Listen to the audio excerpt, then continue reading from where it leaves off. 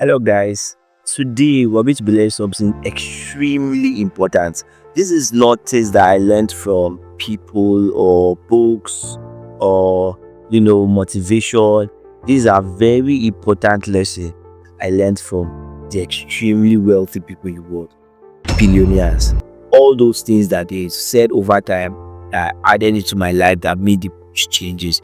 We're going to be learning from guys like Steve Jobs, Bill Gates, Mark Zuckerberg, and even controversial guys like Andrew Tate.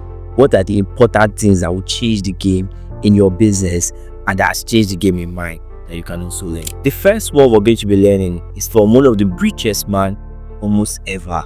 This guy was like the richest man for the longest time. Growing up, he was the richest man back to back for up to like 10-15 years. You probably know what I'm talking about. The Oga Pata of money, Bill Gates. One day, Bill Gates, Warren Buffett, and Bill Gates' father, whose name is also Bill Gates Sr., were at a dinner party, and they asked a very important question. What is that one word that's most important for their success in life?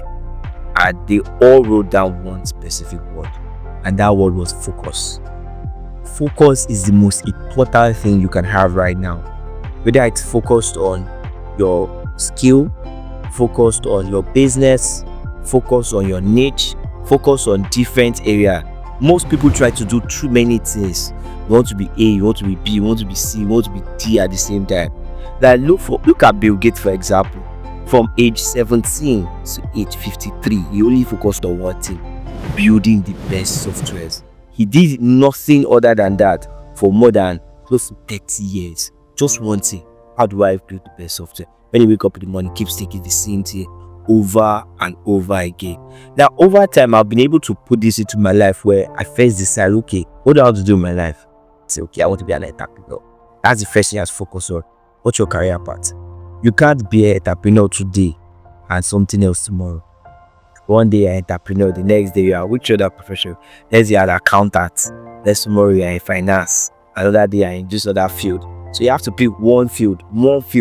If you've not yet decided, start working towards that decision. It doesn't mean one day you just wake up and you check based on years of experience to figure out, okay, this is where I am now. So you have to pick one field and decide how long you want to play in the field. So the longer you stay focused on one thing, the better the result. So if I say I want to be still focused on entrepreneurship for 5 years, I will not get as good results as someone who's focused on entrepreneurship for 50 years. So you pick one, you focus on industry. You've decided you want to be an entrepreneur. If you are watching this video, you've probably decided, or you are already inside, whether it's through deliberate decision or that's what you take happen. That's how here now. You have to now focus on what industry you want to play in. Ignore the people that are telling you 7 streams of income. You don't have any income to be doing 7. It will just spread your focus too far apart. Say, this guy has 8 streams. This other guy has 10 streams. Oh, Bill Gates, he owns this other company and that other company. See, if you want to get rich, it's different from staying rich. From getting rich to staying rich. If you want to stay rich, 7 streams of income is what you do to stay rich. If you've made a lot of money, you want to secure it, 7 streams of income, great. But if you want to get rich, it's focus. You cannot get rich doing 7 streams of income or diversify your portfolio and doing too many things. So you have to focus. What industry do you want to work in? Now, here's the beauty of focus. You understand it in depth. You know what happened 5 years ago in the industry. Do you know all the things in that industry you would have experienced? Your wealth of knowledge will be something that very few people can beat. Like, I knew what happened 5 years ago in real estate. I know what happened 3 years ago. I know what happened 7 years ago. So if you come today to come and compete with me, you don't have those knowledge. You've not seen what I've seen. But what happens with most people is you keep changing industry. So you stay this one 6 months or 2 years, you move to another one for another 3 years. At the end of the day, 10 years will pass and you're not an expert in any of them. So the longer you stay in one industry, the higher your competence. Now, the idea of this thing is this: focus starts small. Your year 1, you make 5 naira. Your year 2, you make 50. Year 3, you make 1 million. Year 4, you are making 5 million. Year 6, you're making 10. By year 8, you'll be shocked you're already on 100 million. Now, the best part is to move from 100 to 1 billion. Will probably take you under 2 years. Now you are making a billion. To move from a billion to 100 billion might be another 3 years. Because why? Compound interest. If you've ever done compound interest formula, focus is applying compound interest into your life where it just keeps compounding. And if you leave and move to another industry every 2 minutes, you lose that momentum. You lose the ball that is already rolling. If you have a round ball, right? Let's say there's a wheel that is very heavy. Let's say the wheel is weighing like 100 kilograms. And there's a wall. If you want to start pushing it, it's very hard. But over time, when you push it to a point, the wheel's weight will also help it accelerate faster. So it keeps rolling faster and faster because now it has gained momentum. So if you stop, the wheel will be a big problem. Why? It has gained momentum from all the pushing that you have been pushing since. Same thing happens when you're pushing car. I mean, I've noticed when you want to push car, everybody have that at the back of the car. And we start pushing. To get the car to start moving is usually the hardest part. But once you start moving, it gets easier and easier. In fact, it can get to a point where the car is now moving at maybe 30 kilometers per hour if you guys continue and the road is straight. So that is the same thing that happens with your momentum and your focus. So if you are not focused on the right thing at the right time with the right niche, because after you focus on the industry, you have to focus on niche. You can't be everything to everybody in your industry. Only you. Let's say you focus on one industry, real estate. Only you are selling land, selling houses, or you focus on a restaurant business. Oh my God, how many of you have entered those restaurants that try to sell everything? They now give you their menu. I entered one recently. They gave me their menu. They had everything on their menu, except they don't have anything on their menu. They have sausage. I'm like, okay, I want to order sausage. It's not available. Oh yeah, pepper soup that you have. Afa. It's not available.